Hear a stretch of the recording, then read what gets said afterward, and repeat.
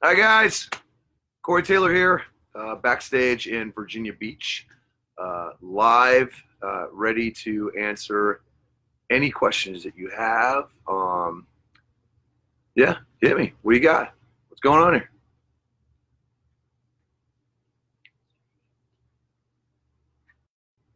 Oh, here they go. There they go. There's the bubbles. Hearts, thumbs up. You guys are really too cool.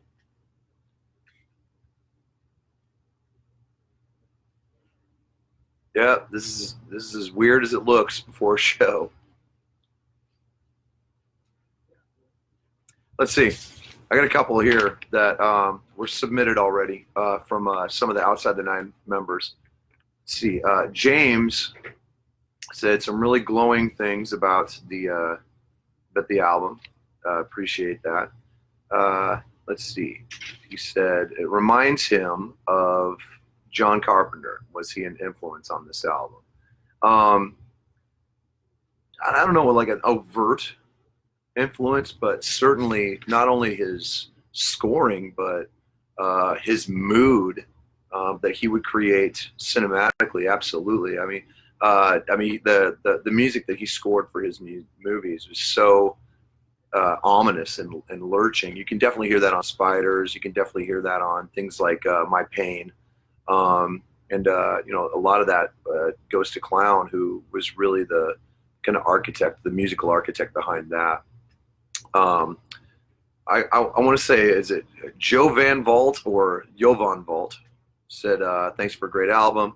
What's the most personal song on the album for me that I connect with a lot? There's so many.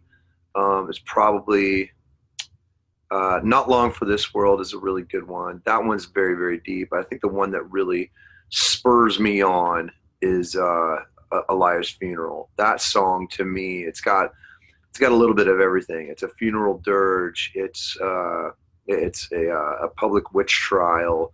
Musically, it's got everything from Acid Bath to Neurosis to The Cure. It's just got so many different layers musically. It's just, to me, it's one of the best things what we've ever done. Andrea says, I know Slipknot has changed my life. How has being in Slipknot changed my life? Um, let's see. Obviously, it's allowed me to kind of share my pain with a world that maybe at the time didn't allow me to share my pain, didn't give me easy access to a way to let that out. And it allowed me to tap into the inner uh, the inner angst and write it down and make sure that I could let it go and show people how to do it themselves. So I think in a way, being in Slipknot has made me a better person, a better, well-rounded person, and someone who realizes that when I'm hurting, I should always try and find a way to either get help or solve the pain. Tiffany said, "I love your music, but I'm also a huge fan of your books. Do you have any plans working on new material, reading material?" I'm kind of toying with a couple. I kind of took a break from writing books after America 51, um, just because it took such a toll on me mentally that I really had to step away for a while. But I'm starting to get that itch again. I've got a really great idea for a novel as well as a cool idea for another rant book, as I like to call them. We'll probably in the next year or so I'll start working on that. But right now, my main focus is Slipknot. Tyler said, "We Are Not Your Kind" has been an incredible album to listen to. It takes the fans on such an emotional journey. Any challenges in writing it that I haven't experienced before? The great thing about this was the challenge. The great thing about making "We Are Not Your Kind" was about letting go of ego and trying to find the best way to uh, open up to new ideas. Basically, let's put it that way. It's like, because sometimes as a writer, you will get in your own way and be like, nope, my idea is it. That's all I want to use. and you resist anything new as far as like um, outside input, outside influence. And because I was able to let go of that, I was able to experience a lot of great ideas that came to us on this album, came to me and helped me write on this album, and vice versa. You know, we all really got together and were able to communicate creatively again and share and trust that we all had the same vision on on each other's minds. Marios says, "What does the lyrics of Unsainted mean to me? And are we planning a concert in Greece or Cyprus? Cyprus. It's Cyprus. Don't listen to me. Yeah, yes, we're planning to do a concert there. Not sure when, but as soon as we know, you will know. I promise you that." The lyrics for Unsainted is really about kind of letting go of the weights that you've been carrying around with you for some time. The weight of responsibility of just being yourself, being made to feel like being yourself is the wrong decision.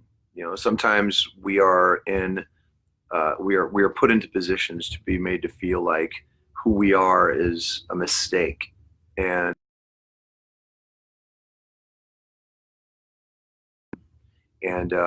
so this song is about the empowerment of letting go of that weight, letting go of the guilt of being yourself, and embracing a better way and trying to find your way out of that dark spot that can ultimately lead to a harsher reality than maybe some of us want to admit. Sebastian said, "The new album is amazing. Thank you. My question is, what was the most difficult song to put together?" Honestly, it was Unsainted. That song in the demo stage sounded, it had moments that were very similar, but at the same time, it was very different, especially the beginning. And it was such a great song, and yet we couldn't figure out how to start it. We couldn't figure out what the best intro was for it. And you know, once again, it was one of those things where letting go of my assumptions of what needs to happen came in handy when Clown and Greg Fiddleman, our producer, came to us and said, "What about a choir? A choir?" You know, to me, I immediately blanked against it and was like, "No, that's you know, I didn't want to say dumb, but it's just it didn't feel like us until I heard the mock-up for it." And just the mock-up alone, I mean, was incredible. And then having a real choir sing on it was, I mean, it was literally the last song that we were able to say was finished. And it was because we were trying to find the absolute right way to make it perfect. And we nailed it. I was really stoked. I was never so happy to be wrong in my life. Let's put it that way. Let's see. What was the hardest song to record vocally? And will we be playing Nero Forte live? I tell you what, they were all challenges, man. Because for me, every album is a challenge vocally because I want to push myself to be better than the last one, especially considering some of the challenges that I've had physically over the years. I can say that since I quit smoking, and you know, haven't drank in 9 years, haven't smoked in 5. My voice is actually stronger than it's ever been. I think the hardest one was Solway, because I wanted it to be blood curdling. I wanted it to feel like, yeah, the flesh was being ripped from my very soul. This was about bearing something that I didn't want to admit, I didn't want to feel anymore. So that song was definitely one of the ones that you know, really, it took me a second to really get there. You know, as far as playing Neo Forte live, absolutely. Probably not soon enough for a lot of fans, but definitely once we kind of knock the rust off of it, man, we'll definitely be able to get that out there. Did you ever think that the visual of Slipknot would be so accepted? No. not really. I mean, honestly, we didn't think we would be a successful band, so um, it's very gratifying to see that you know the future has been very kind to what we've perceived as art. Let's put it that way. Clown's vision, all of our hard work, kind of pushing through the naysayers who called this a gimmick and didn't understand the creativity and the art behind it, the real passion behind it. It's been very cool to see the future embrace us the way we are, and to see the band become bigger than we've ever been, actually, which is saying something. So, yeah, no, I'm as surprised as anybody else is. Let's see. Josh said, if you could pick one band to sit in for vocals for one show, which band would it be and why? I have said this since day one. Um, I would love to do an acid bath show. Um, and I mean, maybe not even totally with the original members. I mean, obviously because you know that I mean, obviously one of them is not here now, but that band is special for me, very very special. I love that band so much. Um, so yeah, I would love to do something like that, but at the same time, I bow to the mightiness of it's yeah. Anyway, Guillaume said, you said you did all the takes only once for Wannick, for We Are Not Your Kind. Did you have to get a particular mindset or preparation before each song, or did you just let the flow and your lyrics embrace you to get the result you had in mind? Well, it's not necessarily true. I did I did the vocals for a handful of songs once. It was usually the melodic stuff because that's the stuff that is easier for me to just get. The heavier stuff I would do, I would sing it from top to bottom about 4 or 5 times, and then we would take the best kind of punching bits, the bits that felt the best, the most natural, and kind of went through that. Yeah, and that was getting in that mindset is so easy when you're feeling the lyrics, and it's not just words on a page, but it's something that you went through. What was that again? My favorite old song to play live is Disaster Piece, always has been. That song just makes me mental in a way that none of the other songs really do, man. It just gets me going, and I'm always just ready to go. Let's see. Cameron says, "What's your top song currently that you enjoy to perform live?" Right now, man, I'm really digging Solway. To be honest, it's such a pummeling song, and the reaction that we get from the audience, especially a multi-generational audience, it's fantastic. I couldn't ask for something better than that. Let's see. Tom came to both Chicago and Iowa, sang raw along with me. Thank you, man. How do you keep your body and throat right on such a long tour doing the vocals for so long? It's tough. You kind of have to devote yourself to making sure that you're as healthy as you can be. I mean, I fight illness and allergies just like the other guy, but I try to eat right when I can. I take all my old man vitamins. I hydrate, and I just I try to the best thing you can do as a singer is know where your body is physically and what you're going through. You can always if you're feeling healthy, you can get through any show. If you know physically where your body's at, you can at least manipulate yourself to make an incredible show. That's what it's all about. Let's see. Juan says, which was the principal inspiration for my new mask? I mean, honestly, there are a couple different reasons why I wanted to make this. Honestly, it was a way to show the person behind the mask in a way that I've never been able to do before.